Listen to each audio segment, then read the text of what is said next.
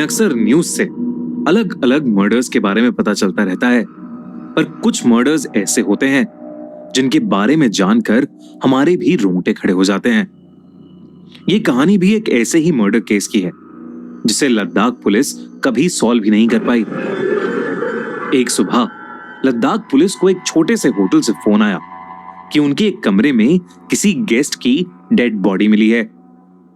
Ladakh police ने कई tourist की सड़क दुर्घटना में मौत देखी थी, पर इस कदर एक इंसान का लद्दाख के एक छोटे से होटल में मर्डर हो जाना उन्होंने पहली बार देखा था।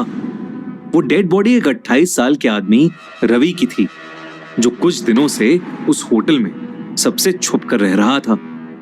उसकी गर्दन पर काले निशान थे और उसकी आंखें खुली पड़ी थीं। ऐसा लग रहा था कि जैसे मरने से पहले उसने कुछ बहुत भयानक देखा हो। पुलिस ने उसके कमरे में छानबीन की तो उन्हें एक लेटर मिला जिसके साथ एक लड़की की फोटो भी लगी हुई थी। रवि ने उसमें लिखा था कि उसकी जान को खतरा है और उसके साथ जो कुछ भी हो रहा है उसकी वजह वो फोटो वाली लड़की रिया है। रवि ने लिखा कि उस लड़की ने उसकी जिंदगी तबाह कर दी। रवि अपना कॉलेज खत्म करके जैसे ही दिल्ली वापस आया, उसके साथ कुछ अजीबोगरीब होने लगा।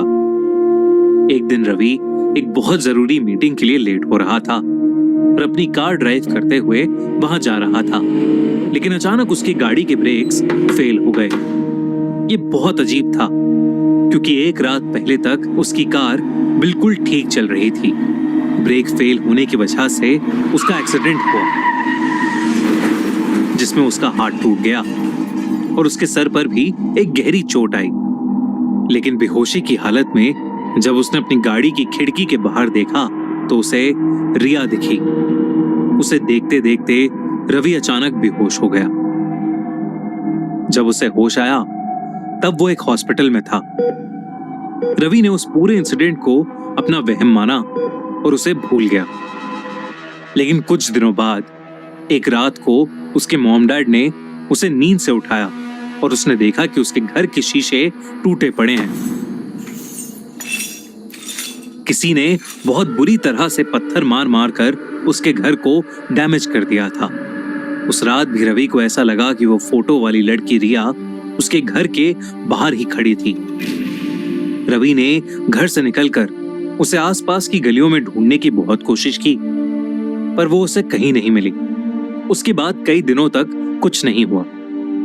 लेकिन फिर एक वीकेंड जब रवि अपनी गर्लफ्रेंड निशा के साथ उसके अपार्टमेंट में था तो उस दिन कुछ ऐसा हुआ जिससे उसका दिल दहल उठा।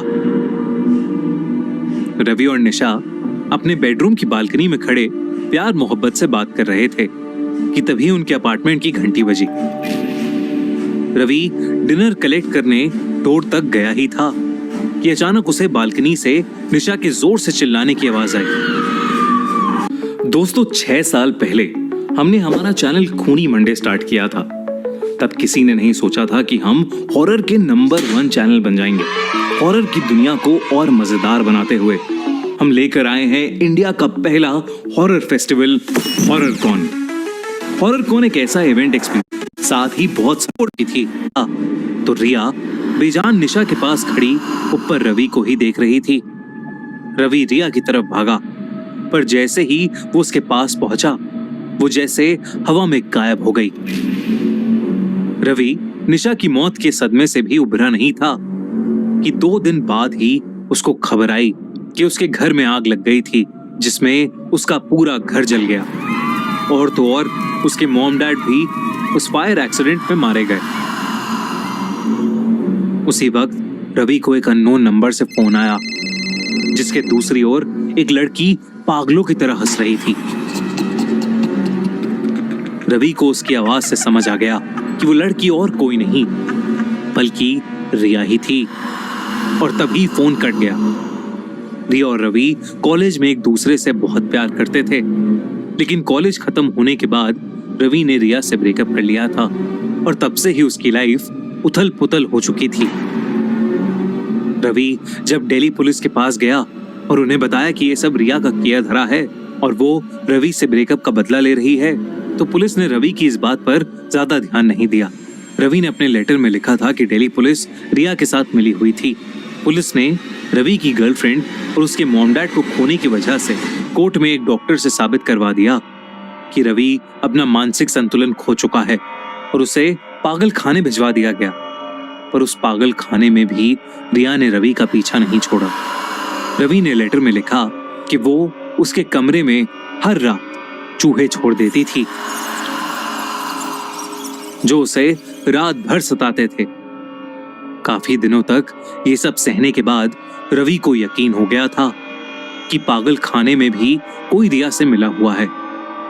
एक दिन मौका देखकर रवि वहां से भाग गया और सबसे दूर सीधा लद्दाख आ गया।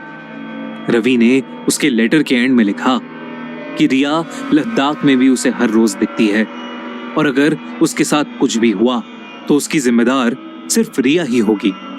लद्दाख पुलिस ने ये लेटर तो पढ़ा, लेकिन उसके बाद उनके लिए वो केस और भी ज्यादा कॉम्प्लिकेटेड हो गया, क्योंकि फॉरेंसिक रिपोर्ट के मुताबिक किसी और ने नहीं बल्कि रवि ने खुद ही अपने हाथों से अपना गला दबाकर अपनी जान ली।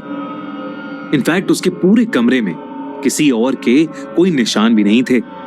लद्दाख पुलिस ने रवि के होटल के आसपास की सीसीटीवी फुटेज चेक करवाई, पर रिया की शक्ल या कद काठी वाली कोई भी लड़की उन्हें दिखाई नहीं दी। दिल्ली पुलिस से बात करके जब रिया के घर की डिटेल जांच करवाई गई तो पता चला कि उस घर में रिया कई साल पहले रहती थी। पुलिस को एक और शॉकिंग बात पता चली। रिया को मरे हुए कई साल बीत चुके थे। रिया की बेस्ट फ्रेंड ने पुलिस को बताया कि रिया बहुत टाइम से डिप्रेशन में थी और धीरे धीरे उसकी तबीयत इतनी खराब हो गई कि कमजोरी की वजह से उसकी मौत हो गई। लेकिन रिया के डिप्रेशन में जाने का कारण कोई और नहीं बल्कि रवि ही था। रिया बहुत ही अच्छी लड़की थी और एक होनहार स्टूडेंट थी। रवि रिया से प्यार का ढोंग करके उससे अपने एग्जाम्स लिखवाता था और उसे यूज करता था। एक बार रिया ने रवि को किसी और लड़की के साथ उसे चीट करते हुए पकड़ लिया था और इसीलिए उसने रवि से ब्रेकअप कर लिया।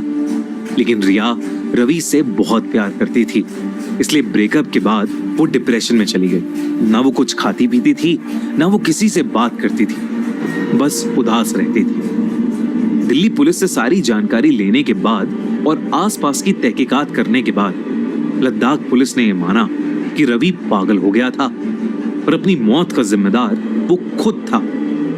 लेकिन पुलिस के दिमाग में हमेशा एक डाउट रह गया, क्योंकि रवि के लेटर में लिखी सारी बातें सच थीं।